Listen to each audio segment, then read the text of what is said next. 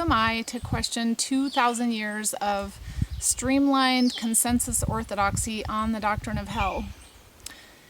Well, the first thing you should know is that the doctrine of hell was not the orthodox position for the first 5 centuries, that is 500 years after Christ.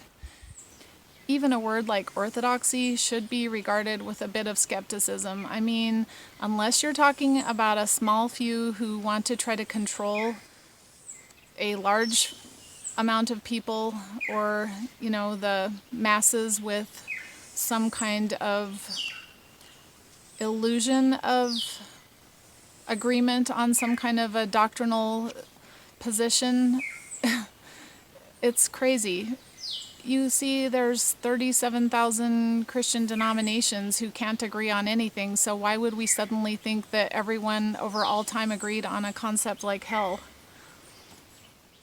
Let's talk a little bit about this orthodoxy and where the idea came from. First of all, we need to understand that when we're talking about the church, we need to define which church. From the days of Jesus, there have been 2 main Christian churches, the Eastern and the Western. The Eastern would have been the ones considered the church fathers and the disciples, whereas the Western church was the one that landed in Rome and became the Roman Catholic Church. Out of this period of time, there were 6 theological schools that trained people, and 4 of the 6 taught a concept that we're going to continue looking into called universal salvation, and that is the belief that all people for all time are reconciled to God through a plan of ages. And so that was 4 out of 6. 1 out of 6, the one started in Carthage, Africa, by Tertullian, I believe, was the only one that taught the position of hell or eternal conscious torment or, brimstone and fire. And this was the Latin school. So, the Eastern Church it's become to this day the Eastern Orthodox Church, and to this day they do not teach hell as any kind of an orthodox position. Tertullian, who lived in 160 to 220, was the first one who started writing about the concept of eternal hell, and it was basically for him a place where the people who disagreed with him or people he didn't like, that's where they went, and he envisioned himself looking down from heaven on his enemies in eternal hell with glee someday. And on his heels came Augustine, Augustine actually became the champion of the doctrine of hell. And unfortunately, Augustine didn't have a good understanding of Greek, and he was influenced by Tertullian and also not capable of interpreting the Greek himself to understand ways that he had been misled, and so he championed this doctrine. So unfortunately, the influence of these 2 men, Tertullian and Augustine, and Ad Jerome, they basically brought about the doctrinal position of hell being encapsulated in the 5th Church Council.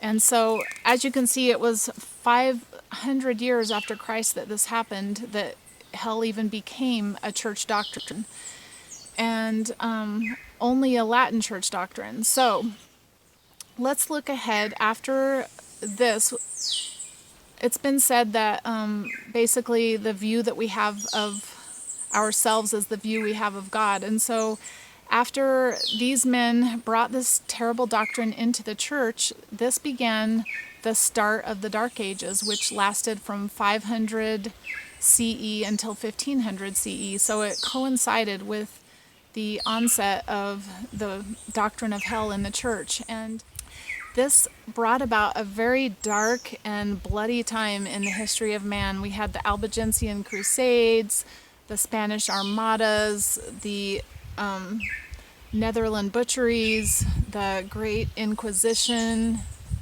So many of the violent movements came out of this.